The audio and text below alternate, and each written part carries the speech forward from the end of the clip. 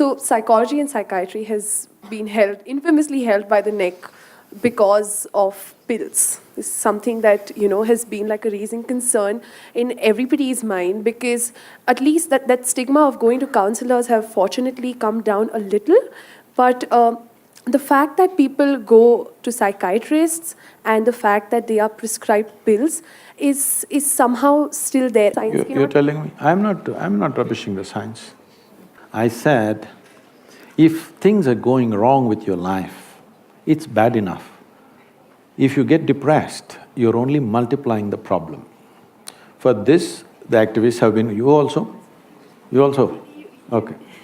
Okay, I'll explain that. I very much understand. I'm closely associated with various people who are in the profession, and there are many people, because every day I'm meeting thousands of people, not everybody is perfectly sane, a lot of them go off, they need doctors' help, everything. It's not we're discounting that.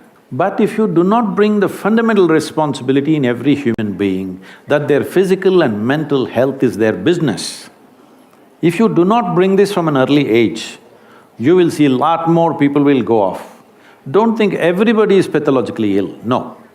Those who are pathologically ill, without medication for periods of time, they may not be able to come out at all. Some of them will never come out, that is also there, that's a different matter.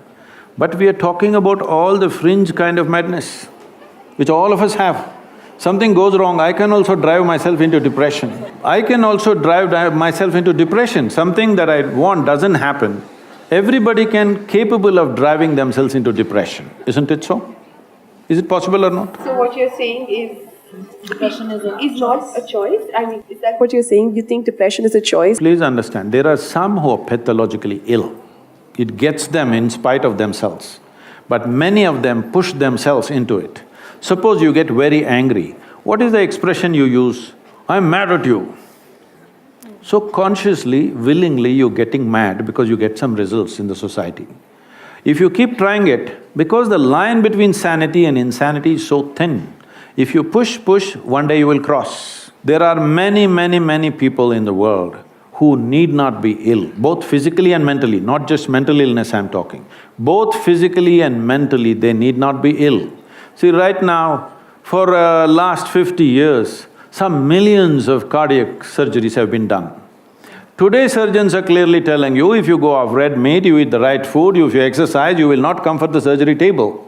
Is that against your cardiology? Why is psychology such an insecure profession?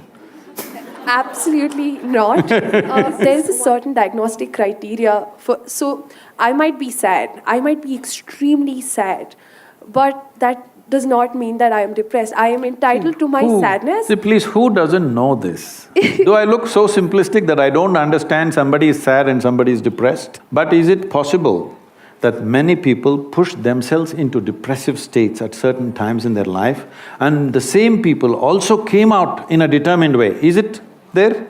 Thousands of them? Is it there or no? Yes. Many of them. So, if I say it is open, everybody need not end up with chemicals, maybe it's against a particular profession, but we're talking for humanity. Thank you, Sadhguru. Although I don't think Anjali is fully convinced on the answer's tangent. Questions? How do you get fully convinced or not convinced on a fact? If it's your opinion, you can be convinced or not convinced. Is it a fact that many of you, I'm saying most of you are young, you have not seen much life, but even in this little life that you have seen, there were moments when you crossed your sadness and became depressed for a few days. Has it happened to you?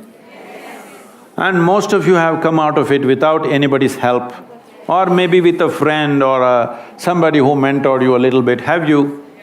These are facts, these are not opinions.